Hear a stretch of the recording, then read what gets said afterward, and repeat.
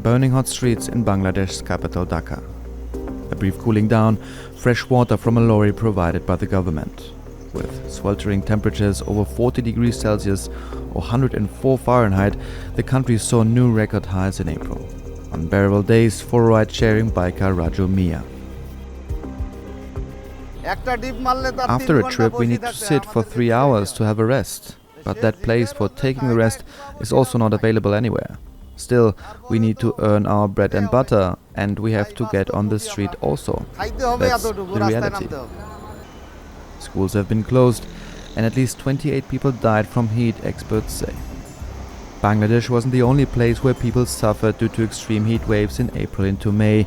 Myanmar, Laos and Vietnam broke daily heat records, and the Philippines experienced its hottest night ever. But all three of these heat waves would have been much, much rarer events without human-induced climate change. So over India, this event was made 45 times more likely due to climate change. So it would have been a very rare event without climate change.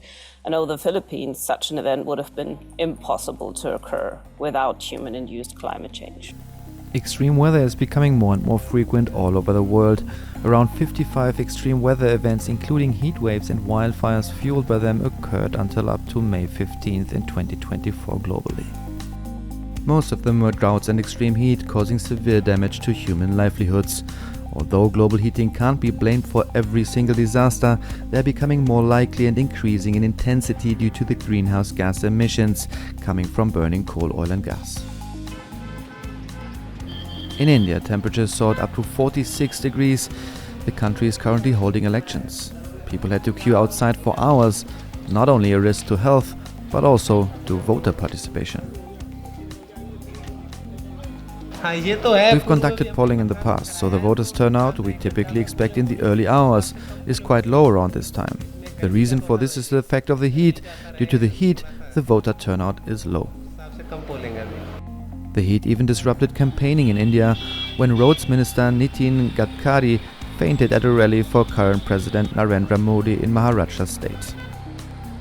Extreme weather fueled by climate change poses a serious threat also to the stability of societies and democracy itself, say experts. There's been a lot of different types of measures now, providing sort of more shades and covers to the polling stations. They have published the kind of list of do's and don'ts when coming to the polling station, advising people not to take children with you, wear a hat, take enough water, and so on. So clearly, that's an indicator that at least the Election Commission of India is thinking that the heat waves is one important factor. Yeah. In the US, devastating storms have battered many states in recent weeks. Central and eastern states saw more than 300 tornadoes in April alone, the second highest number ever recorded and far above average. At least one caused damage of $1 billion. Several people died. Is climate change also to blame? It's really hard to do attribution studies on tornadoes because, I mean, you can look at sort of the conditions that are conducive to tornadoes, but not really at the tornadoes themselves because they are just happening on such a small scale that they are not really resolved with climate models that are publicly available. Tornadoes occur over a very small area, making them difficult to study but also highly destructive. Climate change has not been found to increase wind speeds over land. Scientists say a lack of data makes it difficult to see if there's a link or not.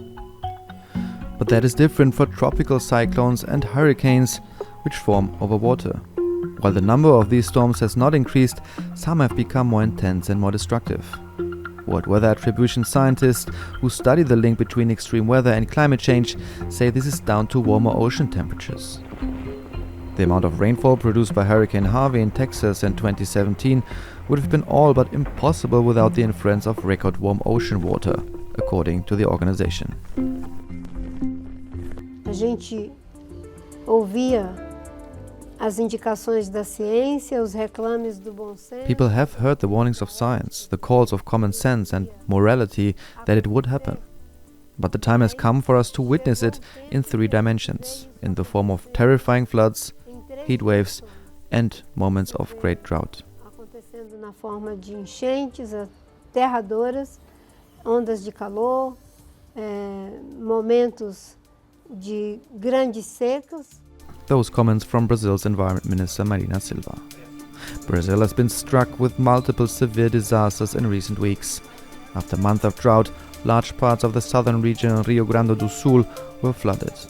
At least 126 people have died and many thousands have been displaced from their homes.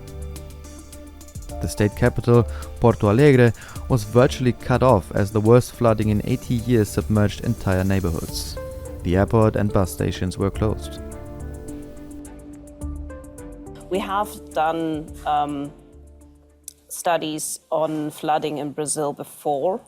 So one was a couple of years ago, looking at flooding in January. The other one is a bit older, looking at flooding, although in a different region, but at the same time of year. And in both cases, we did find that human-induced climate change made them more likely, but the changes are much smaller than those that we see for extreme heat. Scientists are currently working on assessing the current disaster. Brazilian scientist Carlos Noble predicts that over the long term, millions of Brazilians will have to be relocated because of climate-related disasters in his country. One reason for the floods is a long-lasting drought. This makes flash floods more likely, according to experts.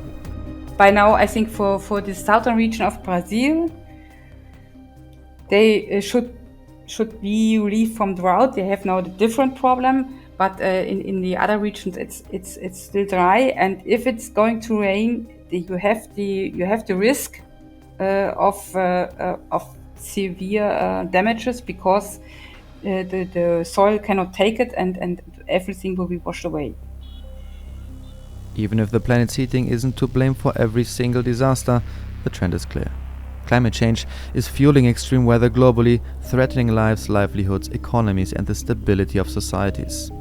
Scientists say it requires urgent action to prevent more planet-heating greenhouse emissions and financing to help communities cope with the impacts of an even hotter future. Back in Bangladesh, people are hoping for rain and some relief from the heat. Meanwhile, they try to protect themselves as best they can. I do my business and take a break the day after working a day. Whatever happens, I need to save my own life first.